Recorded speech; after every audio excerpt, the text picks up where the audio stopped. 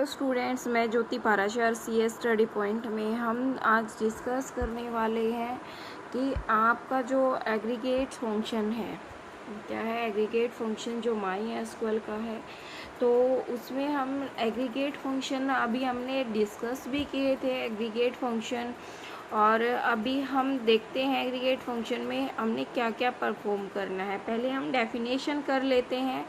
I hope so आपको पिछले point समझ आए होंगे, उसमें हमने क्या करना है, कैसे डिस्कस करना है। हमने उनके इन टेबल्स के बारे में, डेट ऑन टाइम के बारे में हमने डिस्कस किया था कि हमें कैसे वहाँ पे मेंशन करने हैं जब हम कोई भी टेबल डाटाबेस क्रिएट करते हैं। अब नेक्स्ट चलते हैं अपने एग्रीगेट फंक्शन की तरफ। अभी क्या है, ये कहता है कि till now you have learn to work with function, कि हमने क्या किया, लर्न किया विद फंक्शन के साथ that operate on individual row in a table, और हमने उनको ऑपरेट किया किन के ऊपर, इंडिविजुअली एक रो के ऊपर। समझ रहे हो ना कि हमने एक सिंगल ऑपरेशन पे हमने यहाँ पे परफॉर्म किया है। ये बात आपको समझ में आई। अब कहता है इफ़ यू यूज अराउंड, मतलब हमें यदि आप यूज़ करते हो complete around function that is will round off value each row of the table, मतलब हर रो पे टेबल की, ठीक है। अब ये कहता है कि MySQL also support and provide group function and aggregate function। क्या करता है कि जो MySQL सपोर्ट कर देती है वो ग्रुप फंक्शन भी कर देती है और एग्रीगेट फंक्शन। तो ये कहता है as you can make out that group function और aggregate function work upon a group of row, किनके ऊपर, देखो यहाँ पे पूछ ले कि जो ग्रुप फंक्शन और एग्रीगेट फंक्शन है how can be the apply and the number of rows. तो ये कहता है ग्रुप ऑफ रोज पे यहाँ पे अप्लाई वर्क करता है rather than on a single row, और वो सिंगल रो पे भी कर लेता है। It is way that functions are the some time also called a multiple row function. हम कई बार इसको क्या बोलते हैं, मल्टीपल रो फंक्शन। अब डिस्टिंक्ट है आपके पास, ये हमने पहले भी किया था। This option case cause a group function to consider only the distinct values of the argument expression.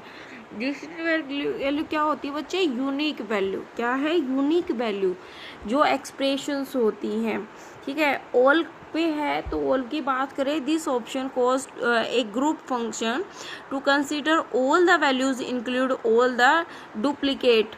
वो क्या कर लेता है, वो इंक्लूड कर लेता है ऑल वैल्यूज, जो चाहे वो डुप्लीकेट भी हो और वैसी भी हो। कई बार ऐसा होता है ना, हमारे डाटाबेस में आप ही का नाम 2 बार फीड होता है। जैसे हमारे मोबाइल में एक ही बंदे का नाम, हमने 2 मोबाइल नंबर पे एक ही बंदे का नाम स्टोर कर दिया, तो हमें नहीं पता कि वो डुप्लीकेट वैल्यू क्या स्टोर करते, तो वो भी हमारी इंक्लूड हो जाती है। समझ में आया इतना पॉइंट बच्चों? अगर आपको समझ नहीं आता है तो प्लीज़ मुझे कमेंट बॉक्स में लिख के मुझे बता दीजिए, क्योंकि तभी आपके पॉइंट क्लियर हो पाएंगे, अदरवाइज ऐसे नहीं होंगे। मैं उनको नेक्स्ट वीडियो में समझाऊंगी दोबारा से, ठीक है। अब कहता है देखो यहाँ पे आपकी एक टेबल दी है, क्या है, एक टेबल दी है। ये कहता है the use of those options will become clear with the converse of example in the sections, कि हमने जो वो किए हैं ऑप्शंस, तो हमने वो क्लियर करने हैं। All example that we have using shall be based on upon the following table. तो ये फॉलोइंग टेबल है, ये हमारा क्या है, एम्प्लॉय नंबर है, नेम है, जॉब है वो किस जॉब पे है, यहाँ पे MER नंबर है, और यहाँ पे उसकी ज्वाइनिंग डेट है, सेल है, कॉम है, तो डिपार्टमेंट नंबर है जो भी है, ठीक है। ये हमारी टेबल आपको पता चली।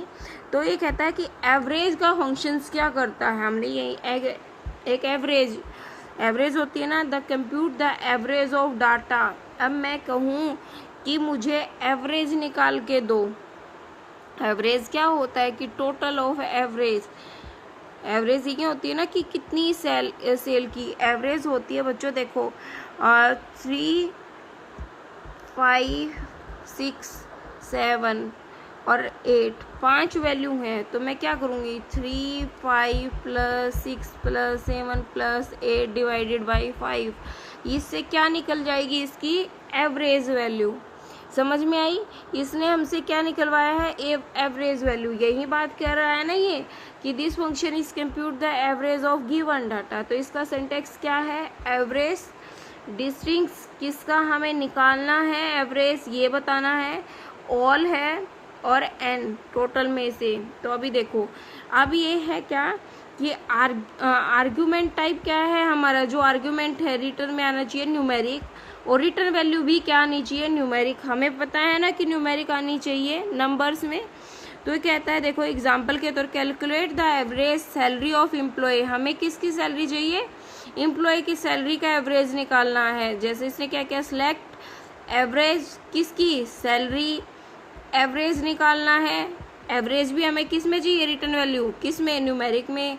फ्रॉम किस टेबल से, एम्प्लॉय टेबल से। ठीक है, ये हमारा क्या निकल के आया, देखो एवरेज निकल के आ गई, उसने सबको जोड़ा है और फिर उसको डिवाइड किया है जितने नंबर ऑफ रो होंगे। देखो यहाँ पे ऊपर देखो, ये रहा जो हमारी यहाँ पे क्या है सैलरी है, इनको टोटल करो और टोटल करके फिर इसको डिवाइड करो, देन क्या आएगा एन। यहाँ पे क्या है समझ में आया आपको, एन क्या है आपको ये समझ में आया, एन यहाँ पे क्या है टोटल जितनी वैल्यू है हमारी। ठीक है, अब यहाँ पे देखो से काउंट की बात करते हैं। अब काउंट में क्या है, this function count number of row is given column in expression, एक कोलन में कितनी नंबर ऑफ रो है। ठीक है, अभी काउंट किया, डिस्टिंग स्टार डिस्टिंग ऑल अरे एम्पियर। तो ये कहता है return the number of row in the query if you specify argument empr that function return row where empr is not null, वो null नहीं है, you cannot either or row और ओनली डिस्टिंक्ट वैल्यू ऑफ, इसमें वही रो हो जिसमें unique value हो। ठीक है, if you specify the asterisk stars, क्या कहते हैं जो हमें स्पेसिफाई करना है किस स्टार से, function return all the row including the duplicate and null value, वो क्या करेगा सारी उनको इंक्लूड कर लेगा। हमें किस में चाहिए, नंबर में ही चाहिए वैल्यू। ठीक है, अब यहाँ पे एग्जांपल देखो इससे रिलेटेड, देखो यहाँ पे count of the record in the table, हमें काउंट करना है किसका रिकॉर्ड, टेबल का। तो देखो यहाँ पे काउंट स्टार सारी टेबल आ जाएंगी जो नल भी हैं जो भी हैं डुप्लीकेट, और टोटल कितनी है फ्रॉम एम्प्लॉय टेबल में कितनी आ गई टोटल 14। समझ में आई क्या है कि हमें सिलेक्ट काउंट स्टार ब्रैकेट में इन्वर्टेड कॉमास के अंदर हमें टोटल लिखना है, टोटल पूछी है ना उसने, तो वो क्या आ जाएंगी टोटल 14।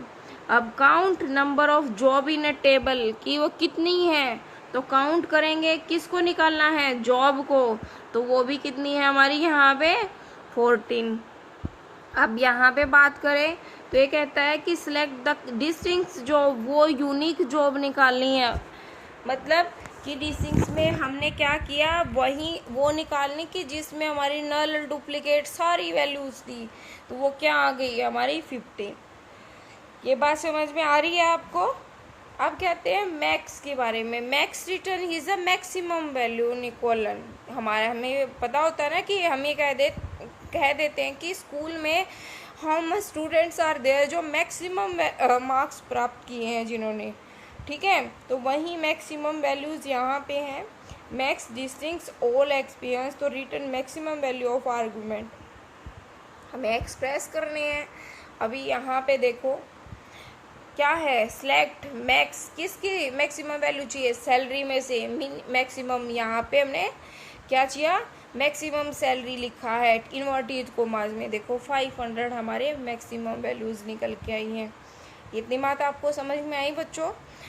फिर आती है मिनिमम, मीन की वही वैल्यू है जैसे आप है, मीन डिस्टिंक्ट वैल्यू चाहिए हमें ऑल की, तो मिनिमम में हमने क्या किया है हायर डेट हमने मिनिमम निकाली है, तो वो क्या है यहाँ पे पहले हमारी ईयर आया है, फिर मंथ और फिर डेट।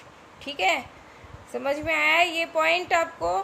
सारे क्लियर हो रहे हैं? छोटे छोटे यूनिट है बच्चे, आप इसे अगर एक बार रीड भी करके माइंड में स्टोर करके अगर 2 बार आप लिखोगे ना नोटबुक पे, ये कमांड हमें आपको याद हो जानी है इन फ्यूचर तक, क्योंकि वो हमारे माइंड में स्टोर हो जाती हैं कहीं ना कहीं। बट आप एक बार रट्टाफिकेशन करके इन्हें छोड़ दोगे ना तो ऐसे याद नहीं होंगी। आई बात समझ में? अब क्या है, सम की वैल्यू क्या है, सम।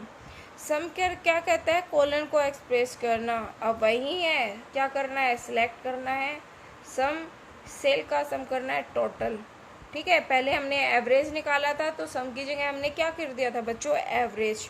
ठीक है, और टोटल सैलरी की जगह भी हमने क्या लिख दिया था, एवरेज। तो यहाँ पे टोटल सैलरी निकल के आ गई। हमने जितनी भी नंबर ऑफ रोज थी ना तो वो सारी क्या कर ली, ऐड कर दी उनको। समझ में आया?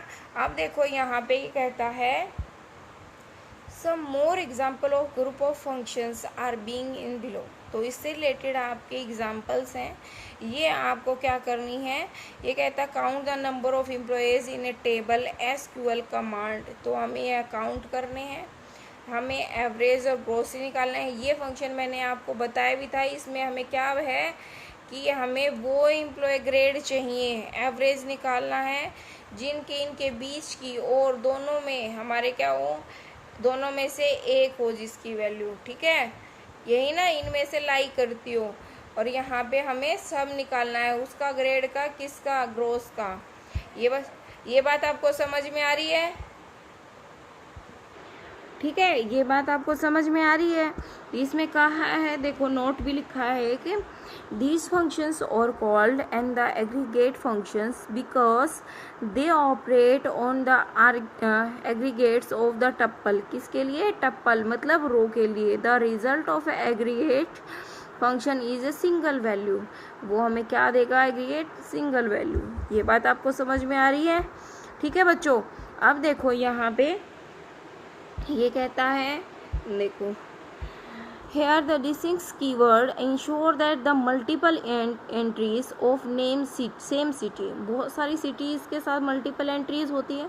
अब एक कंपनी में दिल्ली से 50 बंदे हैं, ठीक है, आर इग्नोर्ड, वो इग्नोर करता है। द स्टार, अगर स्टार के बाद the only argument the include null when it is used only when count functions other than the count and the discharge and null is any case.